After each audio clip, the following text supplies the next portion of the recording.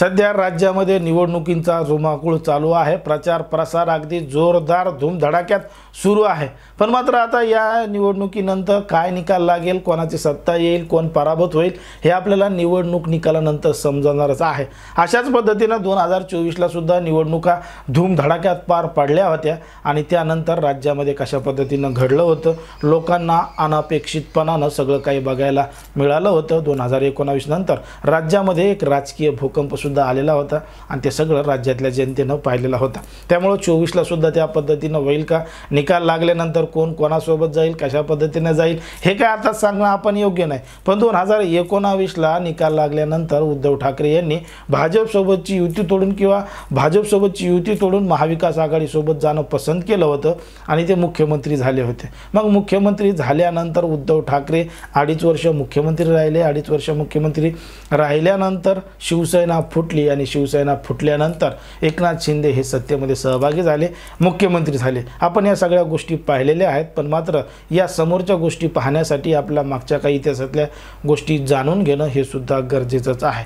पण मात्र हे सगळं ज्या पद्धतीने झालं त्यानंतर उद्धव ठाकरे यांच्या पाठीमागे एक सहानुभूतीची लाट राहिली। पण मात्र मग अनेक जणांना वाटत होतं उद्धव ठाकरे यांना आमदार सोडून का गेले, कशामुळे गेले याचे विविध कारण समोर येत होते। कारण की सोडून गेलेले आमदार हे उद्धव ठाकरे यांच्यावर जोरदार टीका करत होते आणि सांगत होते की उद्धव ठाकरे भेटत नव्हते, बोलत नव्हते, घरामध्ये जरी असले तर घरी नाही म्हणून सांगत होते। असे विविध कारण उद्धव ठाकरे यांच्या विरोधात देऊन आमदार निघून गेले।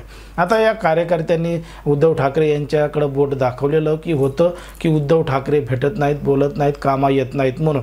आता या अगोदर सुद्धा जेव्हा राज ठाकरे हे शिवसेनेमधून बाहेर पडले होते, स्वतःचा पक्ष निर्माण केला होता, तेव्हा त्यांनी सुद्धा उद्धव ठाकरे यांच्याकडेच बोट दाखवलं होतं आणि उद्धव ठाकरे यांना कंटाळून शिवसेना सोडली असं राज ठाकरे यांनी स्पष्टपणे सांगितलेलं होतं।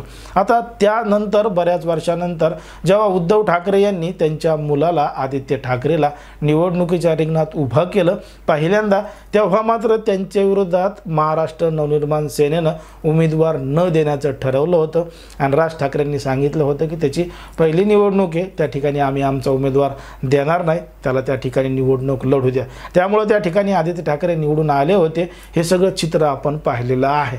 पण मात्र त्यानंतर राज्यामध्ये काय घडले त्यासाठी तुम्हाला हा छोटासा व्हिडिओ पाहावा लागेल। इतर सुद्धा काही पक्ष उभे राहिलेत आपली मतं फोडायला।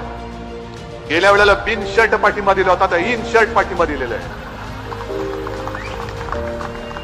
ही यांची वृत्ती। मग मला आज पत्रकारांनी विचारलं की तुम्हाला एक जागा सोडायला काय झाली होती? अहो म्हटलं एक सुद्धा मत मी महाराष्ट्र राहण्यास देणार नाही। बघितला हा व्हिडिओ। या व्हिडिओमध्ये तुम्हाला अगदी स्पष्टपणे जाणवलेलं असेल की जेव्हा आदित्य ठाकरे हे विधानसभेची निवडणूक लढवत होते, त्यांच्या विरोधात राज ठाकरे यांनी उमेदवार दिला नव्हता आणि त्यांनी सांगितलं होतं की आपलाच पुतण्या आहे, ठीक आहे, निवडून आला तर काय बिघडतंय, म्हणून त्यांच्या विरोधात उमेदवार दिलेला नव्हता। पण मात्र 2024च्या विधानसभा निवडणुकीमध्ये जेव्हा पहिल्यांदा राज ठाकरे यांचा मुलगा आदित्य ठाकरे हा निवडणूक लढवतोय, त्याच्यावर काय भाषा उद्धव ठाकरे यांनी वापरली आहे आणि कशा पद्धतीने बोललेत ते सुद्धा तुम्ही ऐकलेलं असेल। मग उद्धव ठाकरे हे ज्या पद्धतीनं वागतात, बोलतात, त्यावरून त्यांना सोपं समजू नका असं त्यांना सोडून गेलेले कार्यकर्ते किंवा आमदार मोठ्या प्रमाणात सांगत असतात।